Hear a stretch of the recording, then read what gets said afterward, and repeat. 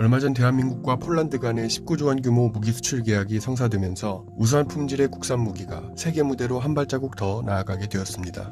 하지만 이런 K방산의 승승장구 소식에 위기감을 느끼고 너무나도 치졸한 견제성 인터뷰를 남긴 전직 영국 장교가 있어 화제입니다. 지난 7월 28일 미국의 대표 언론 CNN은 한국과 폴란드 간의 방산 분야 수출 계약 소식을 다루면서 전직 영국 장교이자 방산 분야 전문가인 니콜라스 드러먼드의 발언을 인용했는데, 그는 해당 기사에서 K2 전차는 독일의 레오파드2 전차보다 하위 버전의 전차다.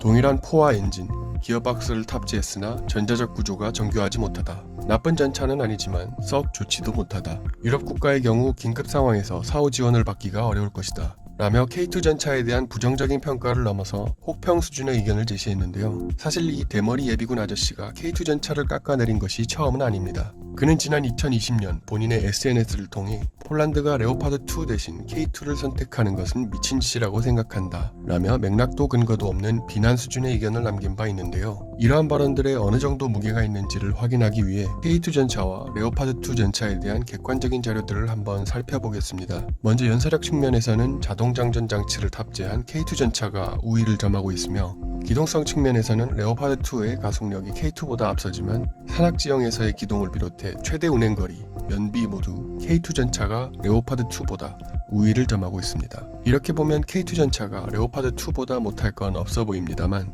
저 영국 장교가 폴란드의 K2 전차 도입에 대해 부정적인 의견을 제시한 이유는 무엇일까요?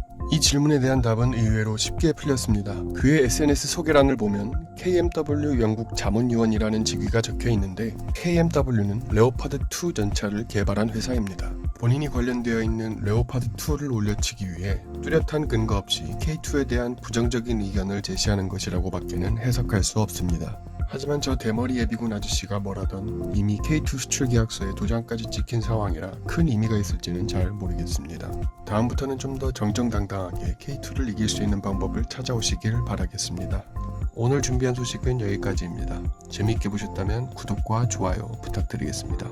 감사합니다.